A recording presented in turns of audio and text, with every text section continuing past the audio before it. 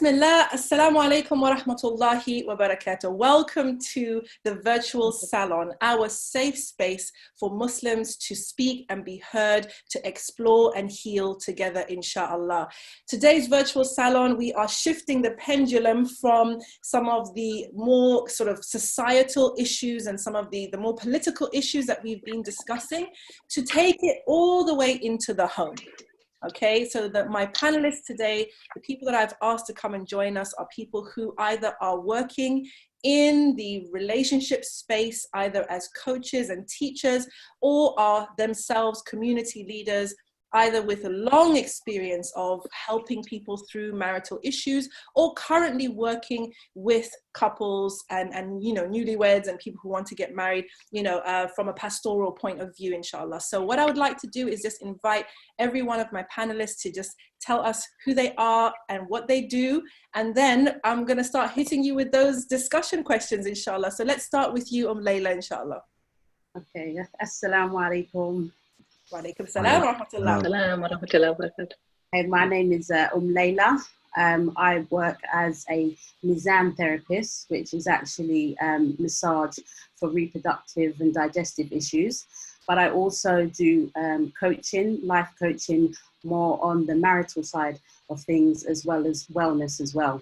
I've been working with women for, I want to say, at least 20 years now, and from all aspects. So I started out doing just general community work, and then childbirth education, realizing that we need more than just saying what to do in your birth, and that some of the issues were deeper. So then went on to health coaching because I thought maybe it's the health, and then went on to life coaching because I realized it's even deeper than that. And then finally onto the marriage coaching, but also physical healing, which is done through the massage therapy, because us women, we like to store a lot of our issues in the womb area, that womb space. And so often, even when I talk to women about marriages, because I only actually deal with women, and sometimes that's very difficult because they feel like I'm coming from the husband side, but I always remind them that I haven't actually spoken to your husband. I'm speaking to you, and I'm bouncing off from what you're saying about your husband, about your relationship, about you, and giving you another perspective. And so sometimes when they come with just even physical issues, and we start talking, because sometimes I take an hour and a half before they even get on the table to actually discuss what's going on with them. A lot does come back to marriage issues, or so they believe it's marriage issues, but even goes deeper than that. So I'm always going deeper. Oh, wonderful. I love it. Thank you so much. And this is your first time on Virtual Salon, right? Yeah, first time in most places. I'm very nervous, but I'm here. We will look after you and take great care of you, inshallah. Fantastic. Alhamdulillah. Brother Abdullah, it's your first time here as well. Please just introduce yourself for those who don't know who you are. Jazakallah khair. Assalamu alaikum wa rahmatullah. Good to be in this panel. Thank you for having me. Abdullah Baker, convert from South London, former chairman and leader of the Brixton Mosque community for 15 years, mashallah, tabarakallah. I'd like to say many will refer to my academic qualifications, a PhD and MBA in education, and say I'm an academic, but I want to say first and foremost, I'm a practitioner and grassroots at that, and then an academic, mashallah, tabarakallah. I've been involved in dealing with schemes to work with the young, the youth. As chairman, I had to preside over a growing convert community. I think the issues that we dealt with are peculiar and unique to converts, and continue to be, especially from an urban background where we're coming into a complete faith and structure. However, leaving behind non-Muslim elements of our family and finding ourselves in an abyss, as it were, whereas we're seeing that our co-religionists, who are either Arab, South Asian and the like, or African even, they already have generations of that infrastructure. So we find ourselves with some very serious challenges, which I've had to preside over and try and engage with when dealing with these community issues for a number of years. As my younger colleague and friend and brother, Abdullah, is there, I'm very glad to see him in here, mashallah, would know very, very well as part of that community. MashaAllah. Fantastic. Wonderful to have you here. And you know, hopefully it's the first of many more, bi'idhnillah, many more times, inshallah. Sister Aisha, Atta, you are another first timer in the salon. It's wonderful to have you, mashallah. So much love and respect for you, as I do for everyone on the panel. Tell us a little bit about the amazing work that you do. Jazakallahu khairan, Naima. Assalamu alaikum wa rahmatullahi wa barakatuhu. I feel like a bit of a fish, baby fish in this space, not just for being a first timer like you, Layla, but in this discussion, starting out, I am, as you know, women, we describe ourselves mostly all the time. You start with, I'm a mom, I'm all these things. But first and foremost, I think it's relevant to the work that I do. I must mention I'm a Nigerian in diaspora. I work as a Muslim marital coach, and a trained one recently set up the practice, and that's what I do, focusing primarily on premarital coaching, which I think is so important. I recognize that not just from my own personal experience, being married 20 years and still trying to figure out how to go back and rebuild that foundation. You take it apart and you're constantly redoing it, and recognizing that's a massive gap within our ummah. We really don't focus on teaching and preparing for this important relationship, but we do a lot of teaching of other things. We do a lot of teaching of the deen. We do a lot of teaching of how to go out and be successful, how to compete. We don't get this one quite right. So it's such a privilege to be able to be doing that work. And I reference myself as a Nigerian doing it because one of the things that it's really quite exciting to do, to be on the seat of observing it, watching couples figuring these things out. A lot of cultural context comes to play in relationships, and perhaps that will come into what we're discussing today. I see a lot of that at play when you look at the problems and you look at the way people deal with each other, the dynamics. So yeah, really pleased to be here, and I'm looking forward to learning a lot myself, inshallah. Inshallah. Barakallahu feeki, alhamdulillah. And then we have Brother Abdullah Stevenson, who is a veteran of the Virtual Salon, mashallah, was one of the inaugural participants and has been here many times. I'm sure you guys all know him. For those who don't know you, who maybe missed the previous sessions, give us a snapshot of what you do, yeah, Ustad. Abdullah, convert, I'd say a product of Bricks to Masjid and Abdullah Baker. What I mean by that is he's my mentor. When I first became a Muslim, that was the community I was in, knowledge-based community, a lot of support from the very beginning.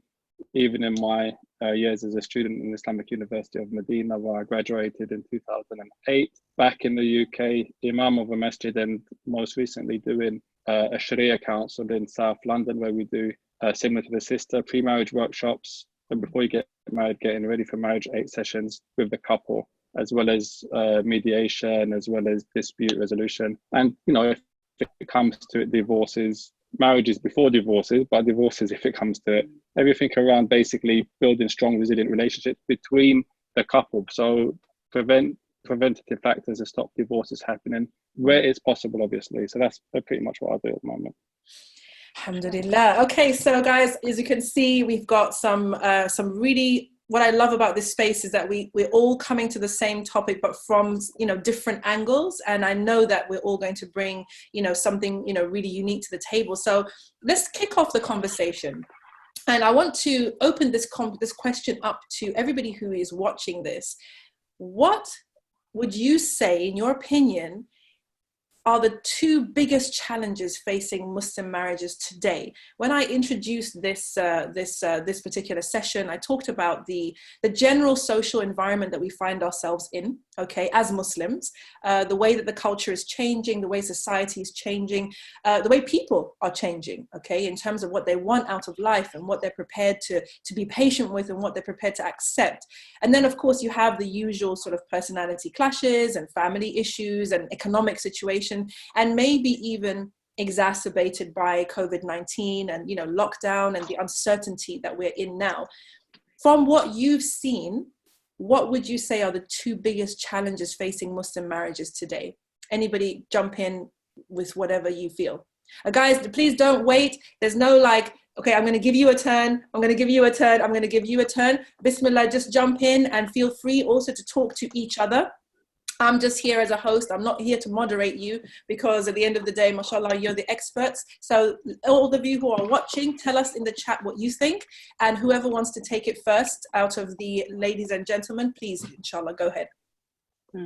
I don't mind jumping in if that's okay, unless Layla, I just saw you go first. Ladies first. I mean, I just want to piggyback on what Aisha was saying about the preparation, in terms of we don't put enough into the preparation.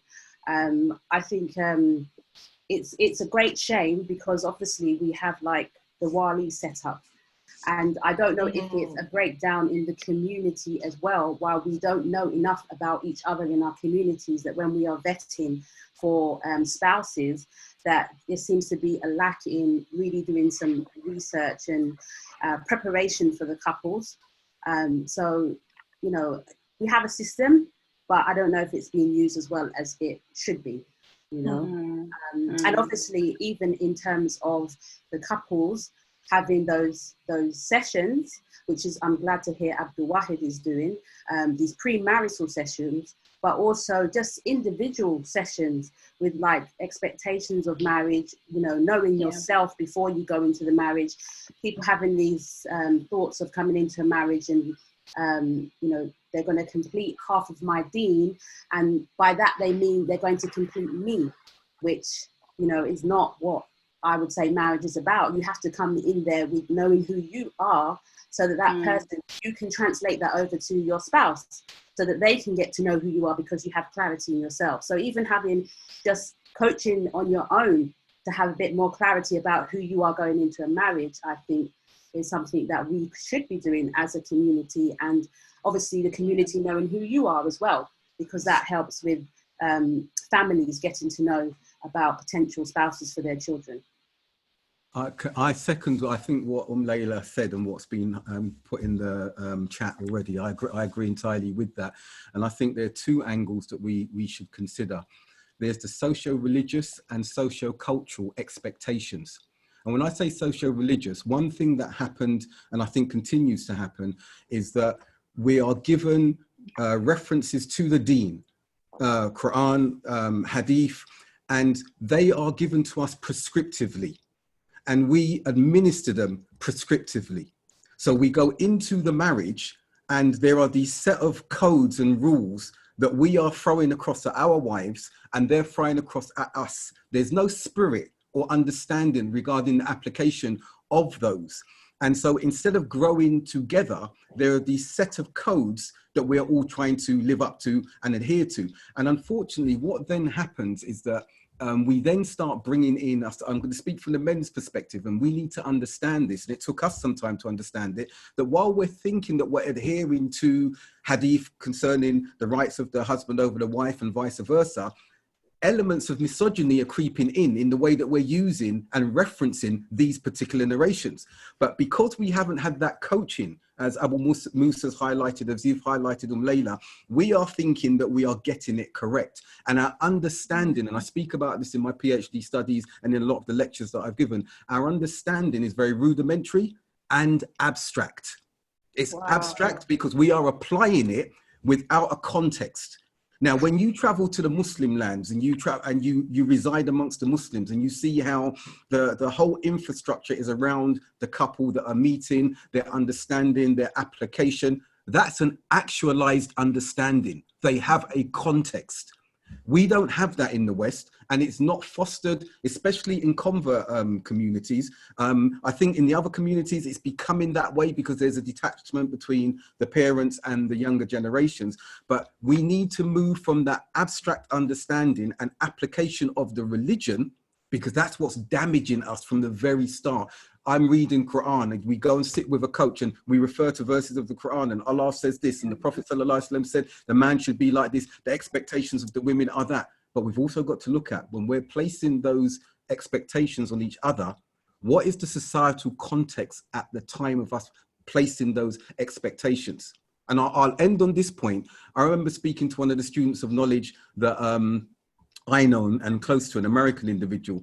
And I remember in the early days, in the 90s, Abdullah would know this, was said, oh, the woman must remain in her home, but go out only in the cases of necessity. And that didn't sit comfortably with me. And I asked this student of knowledge, I said, what if the sisters has a need for social interaction with colleagues and sisters and going out and everything, and that's a mental health issue? Isn't that necessity? And he looked at me and he said, you're absolutely right. I said, then we need to expand that. Necessity can't be, I need to go to the shops and buy nappies and milk and everything like that. There are mental, social, intangible needs that we need to say, hold on, the context of understanding that narration is in that time, and we need to apply it to a wider context for us in the 21st century. May I jump in there, Brother Abdullah? Really well said, and that's so deep. You've covered like such a broad perspective of a lot of these things. I'm going to make it sort of like just from the perspective of just as a woman, as a mother, as a sister, as a daughter.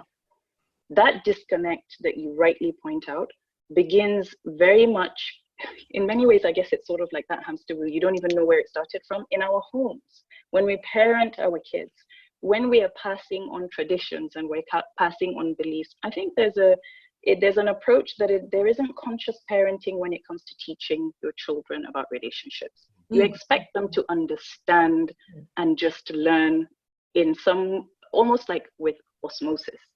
And when you do that, the danger is when we come into these relationships, we don't even know the baggage that we're coming with. So I speak to so many couples who, when the conversations really start, you recognize immediately that actually I may have said to you that I don't want to repeat what my father did or my mother did. That's exactly what I'm doing. And I don't have an awareness of that in this relationship.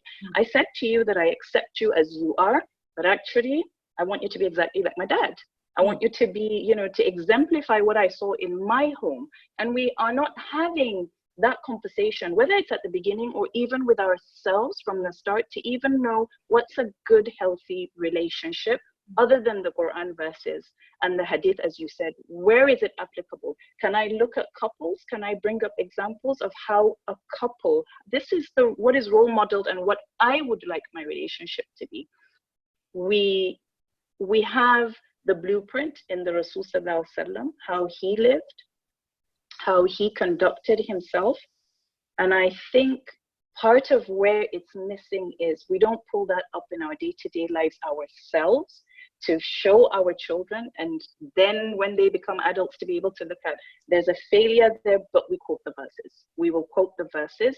If at all we do any preparation, it generally will be, your job is to feed her, clothe her, shelter her, and kind of like the man is almost done. That's his job. You're the authority. Have you taken care of the home front? There's a lot of work to be done, I think, in consciously looking at what kind of relationship do you even want to have? What kind of relationship do you want to have that is pleasing to Allah? That's the beginning of the foundation. And I think a lot in between there is where the work needs to be done in our communities, which, by the way, we must say it out loud, is not a community that is good at having open conversations. Yeah. Open conversations about difficult topics, whatever they may be, even in your own home. So you look at your parents and you're wondering, is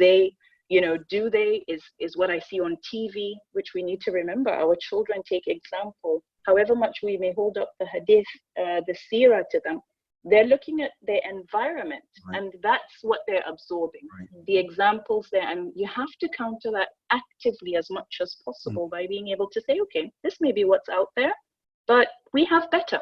We have even better in the Rasul Sallallahu Alaihi Wasallam, or it's not, it's not hunky-dory all the time, but here's how we work it out. Here's how we are resilient. Here's how we get back on top. That time where sort of this was happening in the home and I was away for so-and-so, we were going through a really bad patch with your dad or with your mom and everything, but we got through it because that's real marriage. A lot of that is missing in our communities. And I think we need to find a way to bridge that too, along with the preparation.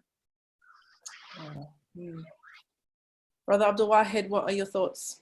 Two biggest challenges facing marriages. I think one of the biggest problems, I think everyone's kind of touched on it a little bit, is this need to kind of focus on the other person. like in the relationship. So for example, if it's a case of the wife focusing on her husband, husband focusing on his wife. And one of the things which is known is that the person's a reflection of you. So if you focus on yourself and improve yourself, how you speak to your partner and how you're implementing, for example, your kind of responsibilities and your role, you won't have to worry too much about the other person because they're going to reflect to you and vice versa. But likewise with regards to parenting as well. So I think it's a case of, you know, still focus on improving yourself.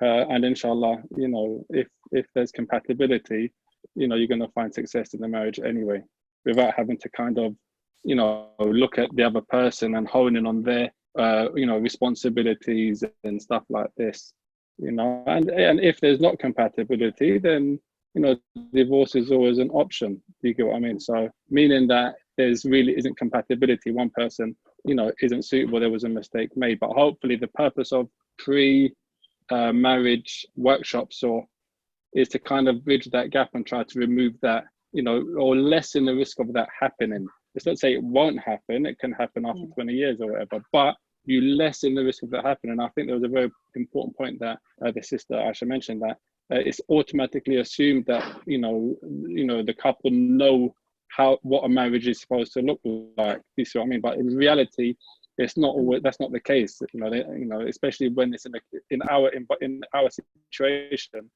where it's about a number of meetings. You might not know the person apart from the meeting you've had with them, or the 2 meetings or the 3 meetings. You might not know the family. You know, they might not have a Muslim family in the first place. So you might think to yourself, you don't need to know the non-Muslim family, which is another mistake people make. Right? Oh wait, Abdullah, we're going to go into the mistakes, inshallah. I know I'm going to actually come to you. Okay.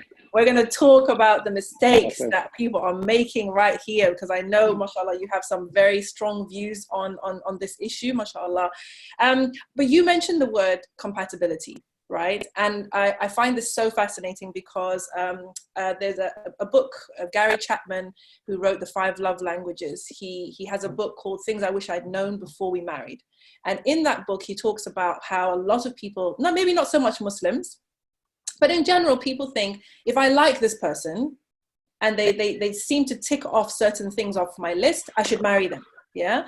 In the sort of non-Muslim space, it's more, I love this person. I'm in love with this person. Therefore, we must get married because she loves me and I love her, and we're going to be fine. It's going to be great. And what he says is that the issue is that when people take that path, they do not look at whether they are truly compatible. Are you on the same wavelength spiritually, intellectually, you know, in terms of your values, in terms of your principles, in terms of what you want out of life? And as Sister Aisha said, what you want out of a relationship. Now, back in our day, I never heard the word compatibility mentioned ever, because it was, does he have good deen? Does she have good deen? Do you like the look of each other? Okay, khalas, go ahead, bismillah. So what do you guys have to say about compatibility? Do you think that that is something that we are now learning is something necessary for a successful marriage? Do you even believe that compatibility is necessary? What are your thoughts on that? That's a very good question. I found that, as you said, Sister Naima, compatibility wasn't something that was discussed in our time. I think coming from the backgrounds that we came from, a chemistry was looked for, and then the deen was placed there as well, and that overtook whatever the chemistry was in that particular instance. And compatibility was only used at the tail end when divorces were taking place to say we're incompatible. We knew the term incompatibility, but not the term compatibility. And I think it's a very serious thing to look at from this perspective. When we're talking about compatibility, are we talking about culturally? Are we talking about religiously? Because what you'll find is that those cultural aspects only come out when the problems arise and towards the end.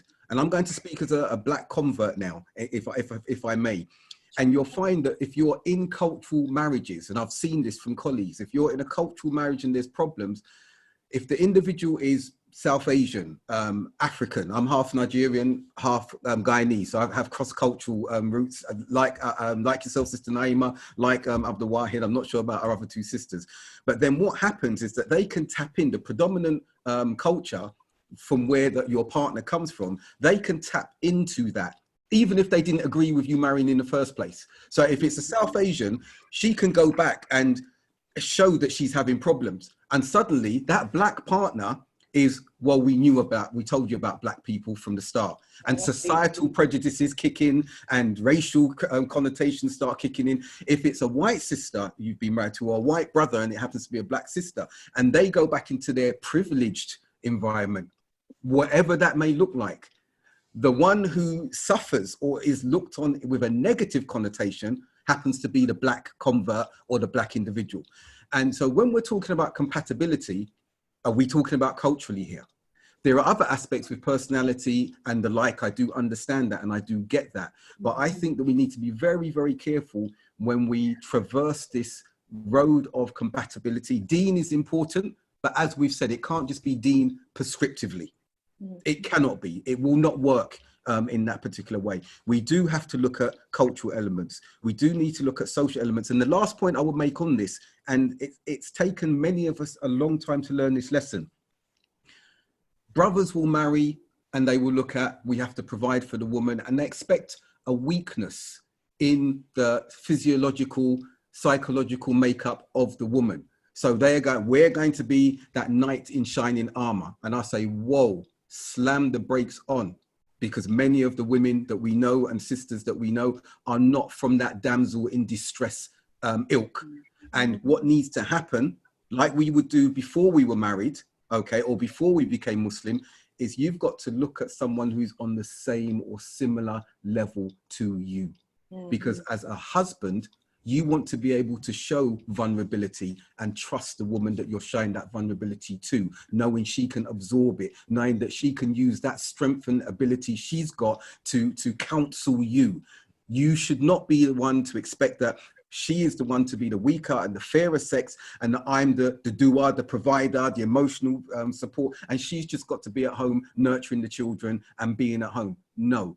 If brothers are listening to this, you need to change that paradigm now, because that's a paradigm that is twisted within today's context. Some might say, no, that's what the deen says. Again, I will challenge you and say, no. When you look at Aisha radiallahu anha, when you look at the Sahabiyah, when you look at what they were doing with their husbands, for their husbands, societally, and I ask myself, and I ask colleagues since I've lived abroad, why didn't we hear those stories? Why were those stories of the women and their empowerment and their strength and their influence, why was that moved out of the narrative that we were listening to, which only fueled patriarchy and misogyny? And we thought that was deen. Hold on a second, wait a minute. So these are just like, okay, so are you saying that it's not the man's job to be the strong one and the woman to be the weak one, and we're not supposed to play out this relationship in this way? You lead, I follow, you take charge, I kind of take care of whatever. Like, I want to, people are saying 100% in the chat, people agreeing with this, but I want to hear from anybody who's listening. Does this make you feel uncomfortable? Because for sure, I know many of us would have heard this, maybe not using words like patriarchy and misogyny, but certainly the idea that the man is, in charge, and he is pretty much, kind of not untouchable in a way. But ladies, talk to me. Like, what's coming up for you, Sister Aisha or Layla? Go on. I'm thinking so many thoughts around what Brother Abdullah just said around compatibility, incompatibility. But to attend to what you said, this last statement, I personally think one of the things that I'm finding and learning and very curious about, I don't have a particular, I can't say there's data that I have to it. There's no one size fits all anymore, not in Muslim marriages. It's no longer working to say, this used to be, or this is how it's meant to be in terms of who's doing what and how. So it brings it back to the compatibility thing. I happen to know a lot of women who are the breadwinners, accidentally, unintentionally, unwillingly, or willingly. There's so many different dimensions to it. That just happens to be the reality now. So when you look at that, and then you look at a man who is strong enough to be vulnerable, like you said, to trust that I can be vulnerable, and that doesn't make me weak, and be able to look at our circumstance and our contextual space where we are and say what works for us. Most importantly, can it work for us and please Allah? Couples are doing that. There are Muslim couples who are trying to do that now. Do we look at that then and say, you don't fit the narrative, like you just said, you know, this paradigm doesn't fit the Muslim marriage and there's a problem? Or if they're compatible or seemingly happy and fulfilled, and there's nothing you can look at in that relationship to say this is displeasing to Allah, what do we do with that relationship? I personally am looking at it and thinking, I think there is a conversation to be had around that. I am 100% clear on the men are qawwam. It's in the Quran. The issue around qawwam as a role, I think, is understanding what that means. A lot of men take that to mean I am, there's a saying in a particular part of Nigeria, to translate it, after Allah, after your Lord, the Rasul Sallallahu, then me. That's a standard statement a lot of women live with. The man, your husband, saying to you, after your God, your prophet, then me. Basically, obey me, and that is it, and we're done, we're okay, we're happy. Zero understanding of qawwam, if that is how you approach a marriage. But most men don't understand that meaning broken down, and a lot of women as well. So for me, when I learned it, I completely agree that there has to be leadership, and there has to be, you know, that direction coming from somebody in that dynamic. But leadership, there's no leadership that surpasses that of the Rasul Sallallahu. And he exemplified being very happy to be led, if you like, by a child, much less, you know, anybody that had value, he would listen to. He was still the leader. That was never challenged. So when I hear about compatibility, I'm thinking, are we even aware of differences can be strengths? Are we having those conversations that we can be absolutely different, seemingly incompatible, and still be a powerful, powerful team? And maybe where that happens, where that problem begins, Brother Abdullah, you highlighted, is when the problems start, then we go into our corners and we take positions, and then we focus very much on what was wrong to be, you know, what makes us different, which when we came together, we were very happy. That was exciting. You know, it was exciting that you came from a different cultural background, you were a revert, or whatever it was that made you different. It just made us really great. And then when the problems start, we move into our little spaces and say, okay, this now is a problem and we can't live with this. It's more an unwillingness to compromise, an unwillingness to learn and unlearn, which is very necessary, I think, for a healthy relationship. So that's kind of just my thoughts.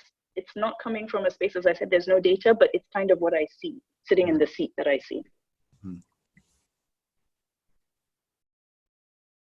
Layla, what are your thoughts on the compatibility? Yeah, I wish I was taking notes, but if I take notes, I can't listen. The replay will be available. Yeah, it's brilliant. And literally, I love that point about sometimes you don't know about the compatibility until the the problems arise. And that's when it's kind of like, it highlights, okay, maybe we're not that compatible. But like Aisha said, that could be the point of growth for that individual, because it's like, again, there's that point in the relationship where there's acceptance of that person and where they're coming from. So there might be, yes, cultural differences, but that's to recognize that that's your culture and this is my culture. It's not necessarily an issue unless you make it an issue. And for you to understand that this is where I'm coming from, I can't do that, I can do that, and vice versa with the other person. So yes, you might think you're compatible at the beginning. You may even not think you're compatible at the beginning, but I personally see it as a point of growth for a person if they're willing to actually be opened up to another person's world, because we take sometimes common sense for granted, that what I see in my world, you know, you should know that if I'm crying as a woman, it means I'm upset. If I'm doing this, then it means this. But that's your world and how it's been shaped, whether it is by your uncles, your brothers, what you've seen on the media, again, and vice versa for the men, what they've seen from their mothers, their aunties, and you're bringing that to the table to a person who has no clue about that world whatsoever, Yeah. you know. And again, also, like I just said, if it works for you, stop trying to fit in everybody else's box. If the woman being strong in the relationship and the man has a place for vulnerability, he may have never had that. So this is a great space for him to be in, to have a different kind of growth, but not, you know, Aki, come on, you can't let your wife do this or do that.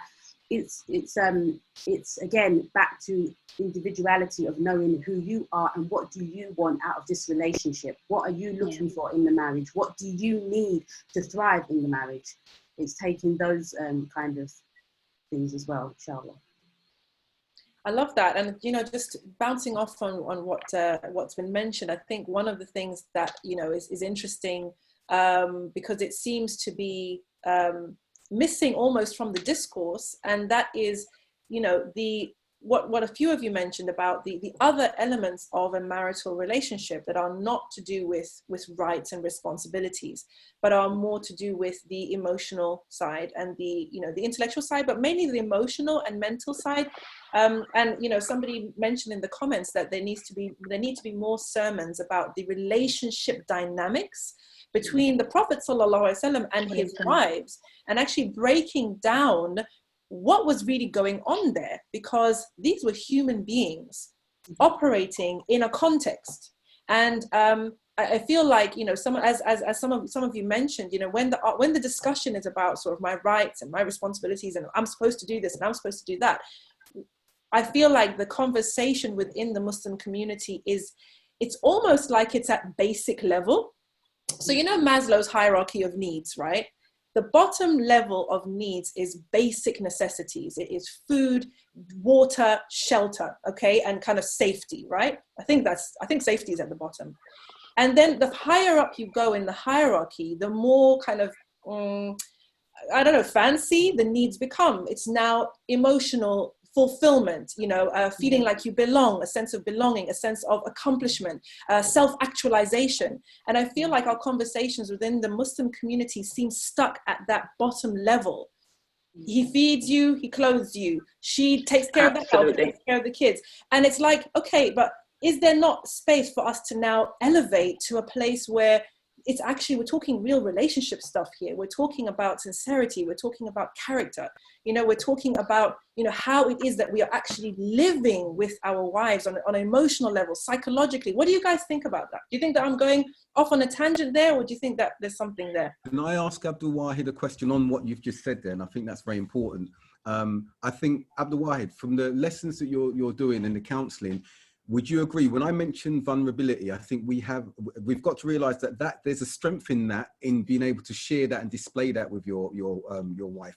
And I'm thinking of none other than the Prophet Sallallahu Alaihi Wasallam. See how he went to his wives when he felt the Sahaba were not understanding him. Like we know the Treaty of Hudaybiyah, when they went to Hajj and they couldn't perform the Hajj. And the upset of some of a contingent of the Sahaba was such that they wouldn't shave their heads or anything. And he went into the tent and his wife said, "You are the messenger of Allah, go out and shave your head, they will follow you."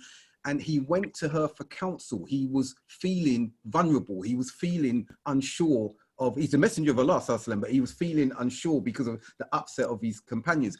The amount of times we see with Aisha when she saw him in a distressed state, Khadija radiallahu anha, when he first had the revelation come to him, this was not the behavior of a weak man. So when we use the term vulnerability, us as men, we have this persona that I cannot show weakness. One, we cannot show it outside of the home. We see the hadith of Zara and the different characteristics of the men there. But when we come in the home, if we don't show that vulnerability and we don't show how we're feeling, what actually happens is we end up taking it out on our partner and she doesn't know why. And we then use the deen as a barrier and a battering ram to try and shield that vulnerability and what we're going through. And she's thinking he's been too rigid with me. So Abdul Wahid, I want to push this back to you. Does any of what I'm saying resonate with you in the counselling and the workshops that you do? 100%. I mean, I think I don't know what people are often surprised about when they come for a mediation session with me, is expect to just get like you said, a prescriptive answer. The Deen says that. That's your haq at end of. They get the complete opposite, basically. You know, they in many cases they're quite shocked because it's, you know, there's a lot of exploring the vulnerability of the man in his position and the strength of the woman, and vice versa as well, to be honest with you. But I think one of the things is that there's a lot of misunderstanding with regards to the application of the Deen as it pertains to relationships. So if you look at fiqh, you've got ibadat, this is worship, right? This is, you know, there's tawqifiyya, there's no negotiation in worship. You pray 5 times a day, it's wajib. Okay, you might not do it, but that's a deficiency in your iman. Now, when it comes to relationships between the husband and the wife, or between business partners, or between brothers, it's different. There's guidelines, there's principles, and there's kind of like maxims, but there's room for negotiation always when it comes to relationships. And it's not that you know, while there's guidelines, you know, like one of the sisters mentioned, I think it was Aisha, with regards to being the breadwinner. Okay, the man works. Okay, does that mean that the woman doesn't work or can't work? It doesn't mean that. No. Okay, does that mean that, okay, the man's got, he spends. Does that mean that the woman can't spend on her husband, can't buy him stuff? It doesn't mean that. Do you understand? Yeah. So the point is, when it comes to relationship, it's not the same as ibadat. Ibadat is one thing. Now, this is when someone says, they come to say, oh, like, why do you want to get married? They want to say, I want to fi sabilillah. I say, that's wrong. What do you mean fi sabilillah? Stop. Okay, because wait, we are debunking some myths in here today. Say that again, please. Say that again for the people in the back. The point is, marriage is a relationship, you know, so you have your own nafs involved in it. She has her nafs involved in it. So don't get me wrong, you're getting married because, you know, you want to safeguard and preserve your honor, but you're not doing it. If you say it's fi sabilillah, you're already, the premise is completely wrong, in the sense that you're doing it because there's a benefit that you're going to bring and you're going to expect. Like, there's a mutual kind of, there's a relationship that you're going to build up. Yeah. Like you go into business. Mutually beneficial. Business. Mutually beneficial, 100%. It's not, and when I say that it's a partnership, I've said this so many times, it's a partnership where each person's got an equal share in it. What I mean by that is that the objective between the marriage is to go to paradise within this relationship. So there's a benefit in the afterlife and there's a benefit in the body life. But the point I'm getting, if you look, for example, at like, you know, there's a partnership. If you're in business with somebody, okay, you go in business with a person, they're a partner. Okay, what's the benefit? You're going to make sure that what you're buying and selling is permissible to buy and sell within the boundaries of the religion. You're not going to, for example, buy and sell pork or alcohol, for example, because you know that your income is going to be devoid of blessing. There's only a few things that are not allowed to buy or sell. Most of the things are open. Everything's permissible to buy and sell. There's text to say otherwise, right? Okay, so you're working within the boundaries of Islam, within the boundaries of the Sharia, but at the same time, there's a lot of scope for what you can do and can't do for negotiation, for the relationship to be fruitful, basically. And so what you're working at is to make a fruitful relationship for both partners, which is profit if it's a business, and if it's a marriage, it's happiness. This is the point. It's a marriage. The fruit of a marriage is a happy relationship, you know. And obviously, it doesn't mean that there's not going to be difficult moments. That's not saying that there's not going to be difficult moments. But the premise is the premise of contentment and happiness. Otherwise, the relationship's going to go south, you know, if it's always one person is happy at the expense of the other person, for example, you know. And likewise in a business contract, if one person is profiting while other one's losing all the time, that business contract's not going to last long. Both people have to profit, basically, in a business contract. Yeah. Can I add to that, Sister Naima, very briefly? For I think the input from Aisha, Leila, and Abdullah have been amazing. I just want to say very briefly, when we look at the verse that we are garments for each other, that is it. Okay. Yeah. When you look at that, let's just think: what does a garment do? Yeah. Okay. And if we're garments for each other, we're not only protecting, beautifying, keeping secure, honoring, okay? Yeah. You're doing that for each other. And it's not that one of you's a garment and you're always cloaking the other one. You're a garment for each other. And we've got to look at these words and really ponder over them, okay? We only ponder over these words when it's nice, like, we're in love and it's all nice and everything. And then we'll bring these particular verses. And I'll stop on just that point. That garment for each other, that epitomizes from Allah subhanahu wa ta'ala. Those who say there's no romance in Islam, I don't know where they're looking, to be honest with you.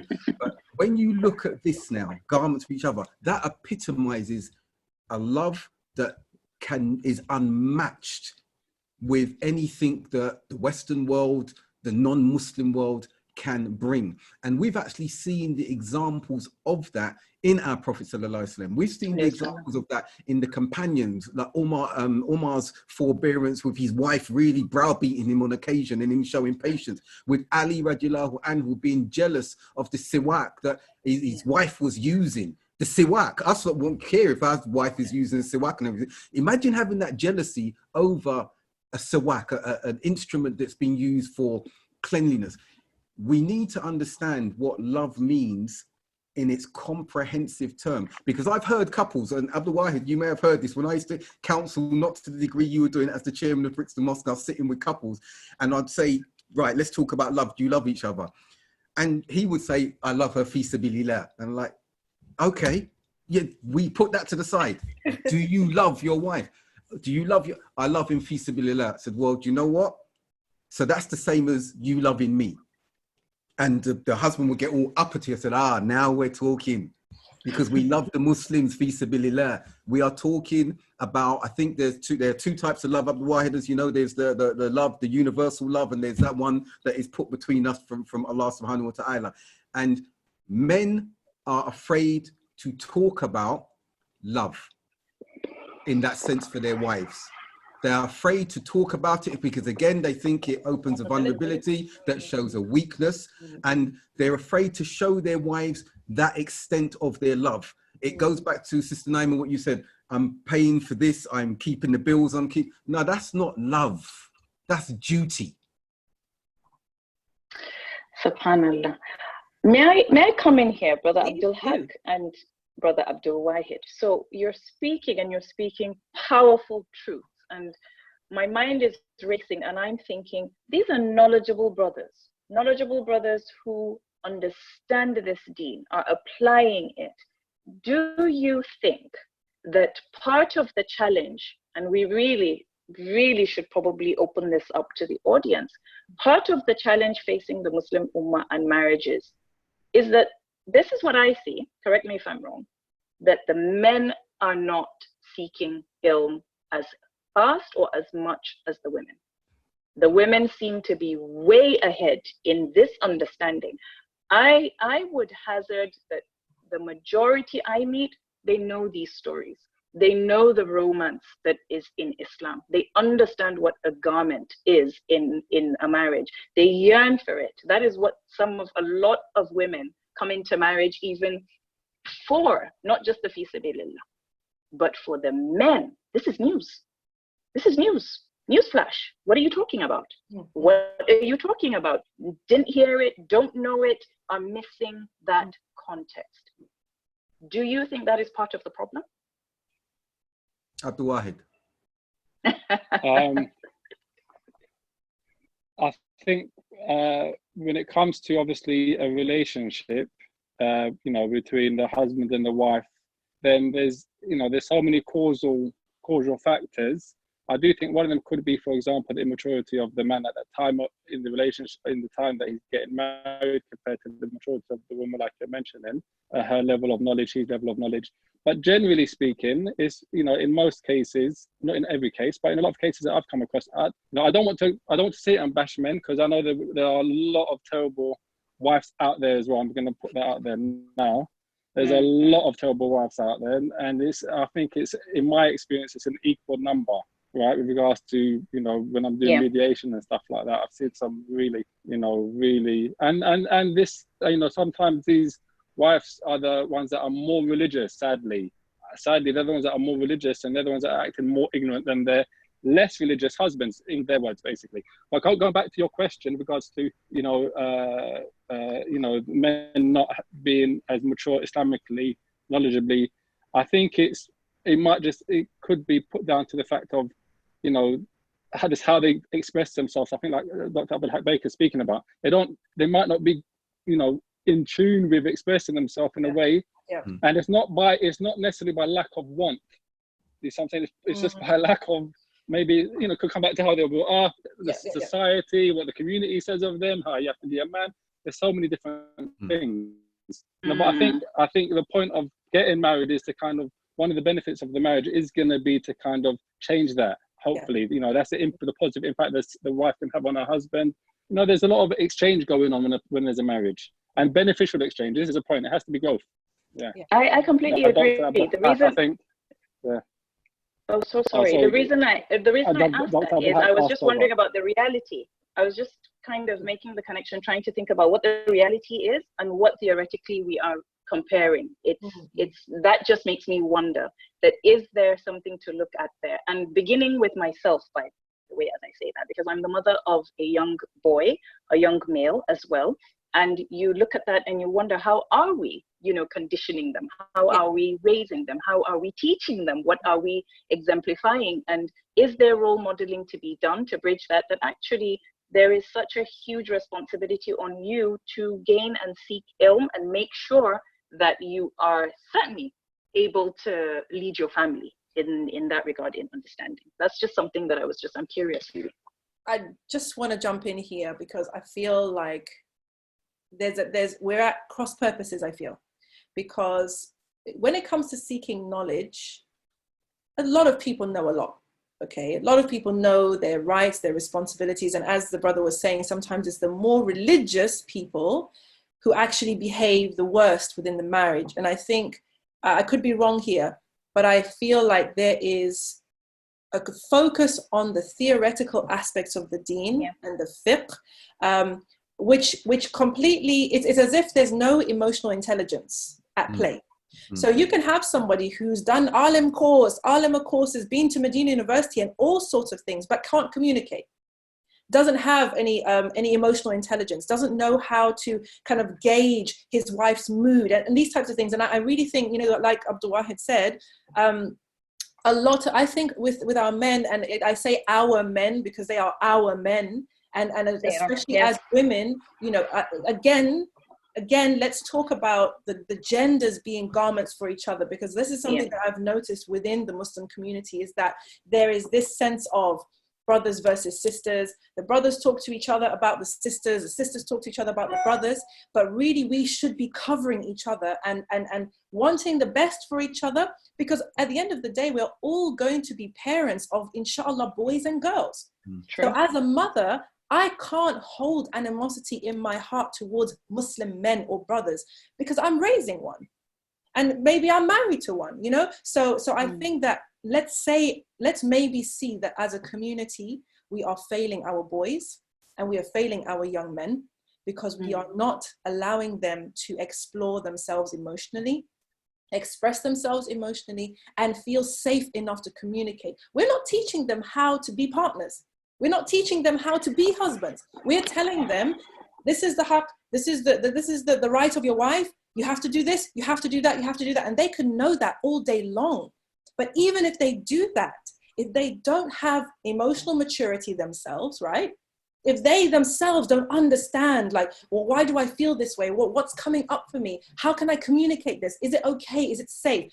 The things that potentially a father could role model, or uncles could role model, or mothers could discuss with their sons, if we were going to be open about things like you said, Sister Aisha, maybe we could help our sons to become whole and be able to and just be able to do this relationship a bit better, this relationship thing, because I don't think it's a lack of ilm, as in Islamic knowledge. I don't think it's about Islamic knowledge. There's other knowledge that is missing. And I think emotional intelligence is a big one. I could be wrong, guys, but what do you think about that? Sister Naim, that's exactly what I was going to address. Jazakallah, you've raised it. I think emotional intelligence is something, and this is on both sides, because what you'll find is that, as Abdullah said, we're not bashing the brothers, but you'll find that there's an expectation that you've got to be this good brother.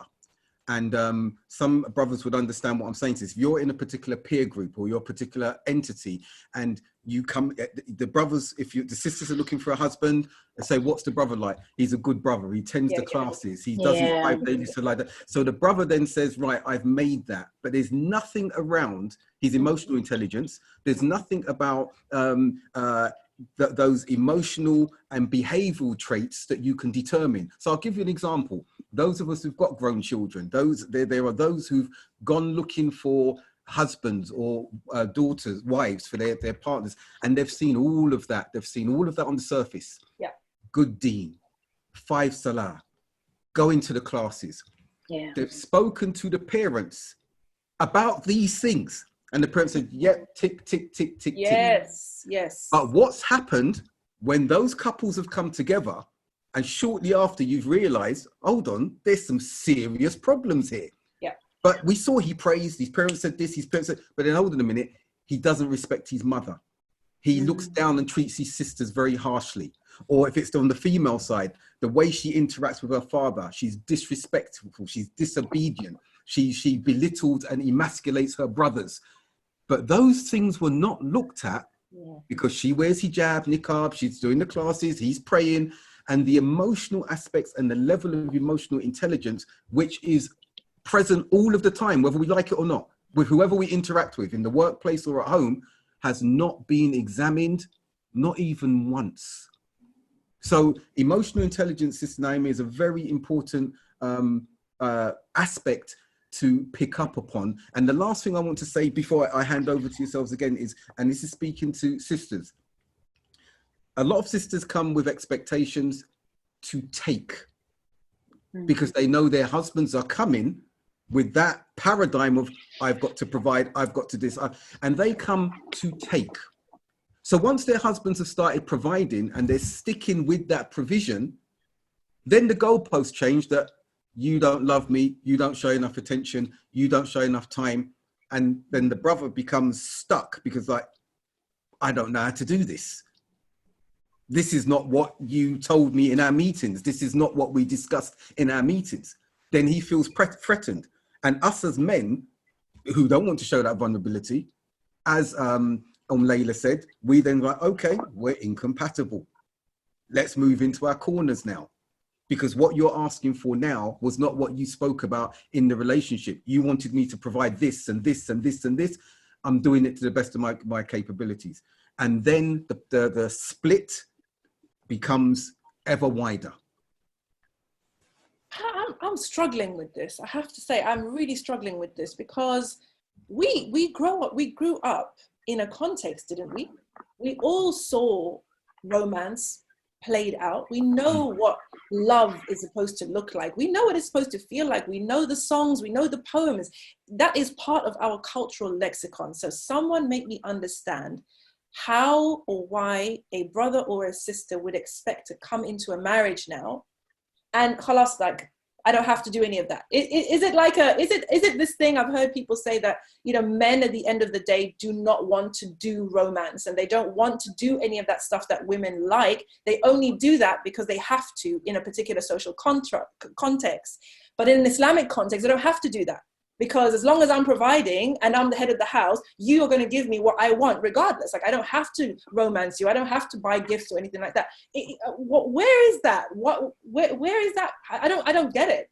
Sorry, so no, I'm going to jump in again and then I'm going to sit back. Very good question. Very good question. One of the things that's happened to us as converts, and this is why I want to speak to that wider microcosmic but Muslim community element. We came to the deen and our culture as converts was frowned upon and we were told that it has no compatibility with Islam. You need to shun it. So what then happens, it leaves those of us in an abyss, because you've just mentioned, and I'm really glad you've done that, because others will say, oh, how can we mention songs of old and Luther Vandross and things that we were nurtured upon and the love songs and the poetry and everything like that. But that was our backdrop. That was what we grew up upon. It wasn't gangster rap and misogyny. That came afterwards. That came later. So many of us as converts, and I will put this out to some of the second and third generation South Asian and Arab, North African Muslims as well. We were told that background had no compatibility in Islam. And so what we were left with was, again, an abstract understanding of what it looked like 1500 years ago. South Asian paradigm of culture, how they were raised. which we can't connect with, which we can't. Yes, an Arab culture, which they can speak to, but even their own second, third generation can't speak to that because they haven't come from that particular background. So then we're left there looking at scripture, looking at books of marriage and Quran, and told this is it, and then we're told how it should be implemented. And that's very, very difficult to do. So the romantic side, we're told, no, that comes from your jahiliyyah, leave it. Not in the way that you want to practice or implement it. So, Sister Naomi, Jazakallah khair for bringing that up. I think it's very important because it affects us as converts, as second, third generation, to such a degree that we become stagnant, that we become devoid of knowing how to show love. And you know when it starts coming out? In our anger during divorces, where we start getting bitter towards our partners because we've shown them elements of vulnerability. The sister's had children, she's gone through labor for us, and that's the epitome of her love for us. Those of us who've been with our wives when they've had their children, and you could see, I've seen it, and I know brothers have seen it, Abdullah, you may have seen it, when that woman is going through the trials for you and you are there, or she hands the baby to you, at that moment of her vulnerability, and wallahi, if any man tells me he doesn't see that, then you're not a man. He sees the love that she has for him, having endured that birth. And we forget all of that because the context within which that exists is one that is alien to us because of our history has been told, we've been told that doesn't connect with that. That doesn't connect with that. Now your wife has had the baby, let the women come out, you've got to go back to work, and when the baby's crying at night, she's got to go and sleep in a different room, she's got to do everything, you become irritated, I'm the man, I need to get up and work. What has happened? And what needs to happen is we need to reclaim the halal aspects of our background, and there are a lot of them, and we need to bring them into Islam, and we need to say, let's shape these, because Islam didn't come to take away our culture. It came to enhance it.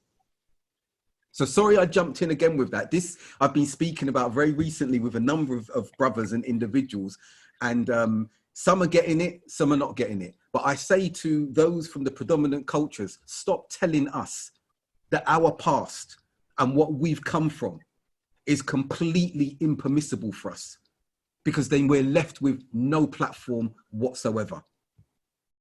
Our children stand on our shoulders and they sink with us because it's quicksand. There's no basis for them to connect back to. Abby, before you were Muslim, no, we can't talk about that. Abby, what made you come to Islam and be as you can't talk about that? Mum, you've got this emotional intelligence. Tell us about your past. There was no past. But then when they look on the street, when they look into the culture of the non-Muslims, they see there's a long culture there that they know we were connected to. So they go seeking themselves, and the lure and the attraction of that pulls them away from the deen because it has a longer chain, it has a longer line of familiarity than what we are showing them. That's fascinating. Totally agree with that. You know, we are, again, it being in the marriage sort of, not actually who we genuinely are. And so it's very hard for us to actually keep that up. And some of us will do it for a good number of years.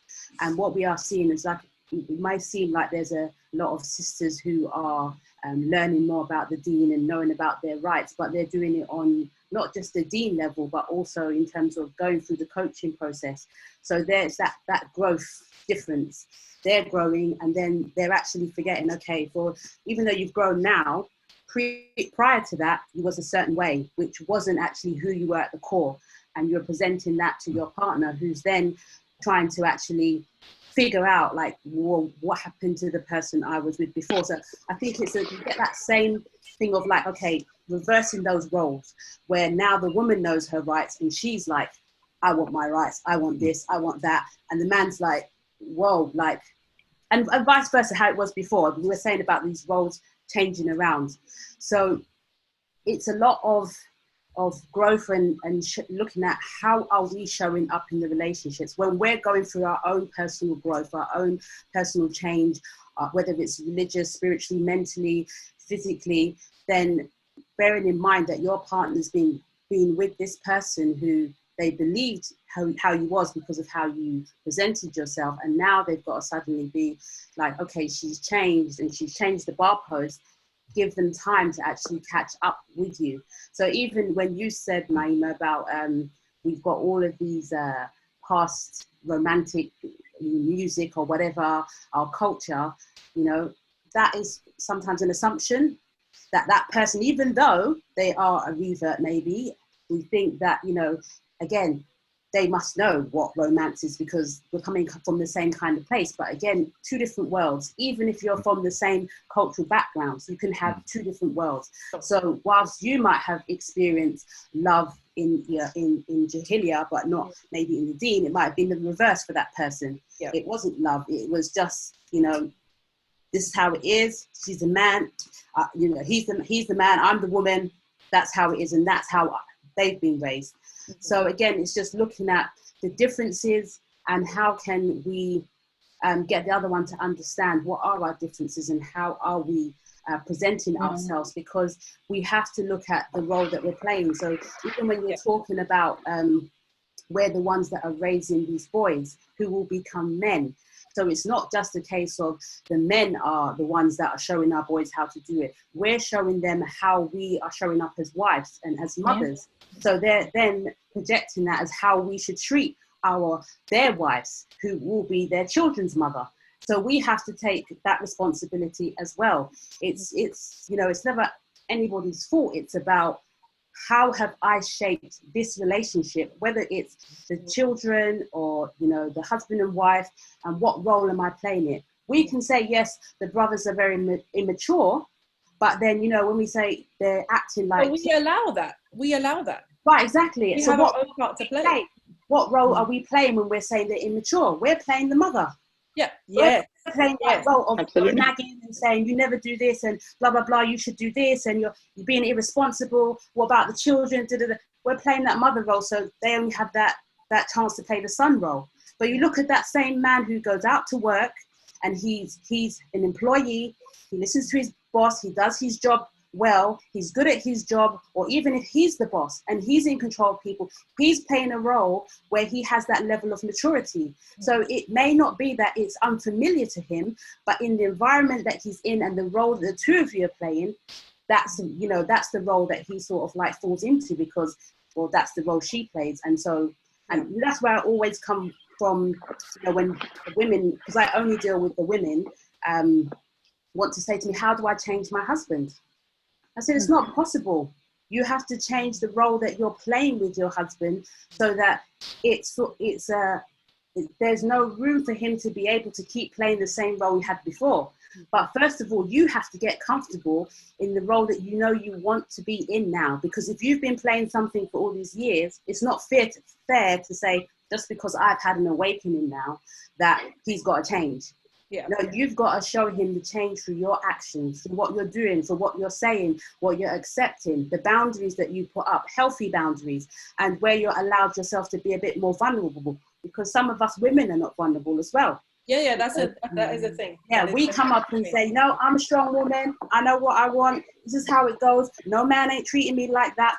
What are you saying to the men? Yeah. There's no place for you. That too. Yeah. 100%. And I know Abdullah has to shoot off, so I just want to grab you before you go to answer one of the questions that's come up, and that is about the preparation. Okay, one of the brothers mentioned in the chat that, you know, basically, you know, maybe it still happens today, I don't know, but certainly in our day, you can see we're all old heads here, subhanallah, like we're all like, you know, kind of traumatized by the past, but you know, you'd have a meeting or two, you get some references, he's a good brother, she's a good sister, you know, 1 meeting, 2 meetings, chemistry is there, boom, we're married, and that's it. Okay, now the brother was saying in the chat that this, you know, the kind of questions even that people would ask in the meetings, you know, questions about, you know, do you pray, which scholars do you follow, you know, like what books do you read, like these types of things that seem not to take compatibility into account. So I know, Abdullah, mashallah, you have got some very strong ideas about what people should be doing before marriage. Just before you shoot off, could you please tell us what is your blueprint that you share with people to make sure, inshallah, they marry the person that is good for them.